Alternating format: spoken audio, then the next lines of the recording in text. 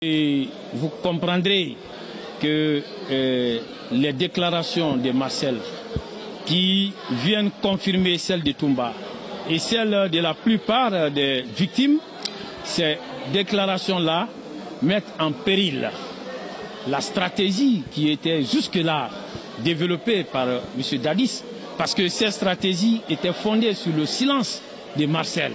Mais dès lors que Marcel a rompu avec ce silence, il est en train de dire ce qu'il a vécu, il est en train de dire ce qu'il a vu ces jours-là.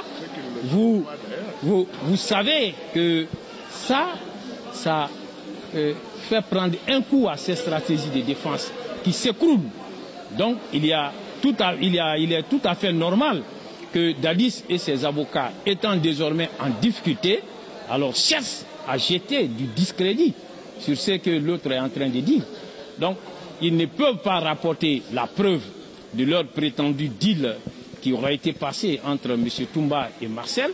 Ils ne peuvent pas rapporter la preuve de toutes les déclarations à l'emporte-pièce qu'ils sont en train de faire. Or, il ne suffit pas de faire des affirmations, mais il faut être à même d'en administrer la preuve. Ils ne peuvent pas le faire. Et cette preuve n'existe pas. Alors, il faut éviter de spéculer sur de l'imagination. Nous n'allons pas spéculer sur la base des imaginations. Il n'y a aucune preuve qu'il y a eu un deal entre notre client et Marcel. Et ce n'est pas possible qu'on soit à même d'en administrer la preuve.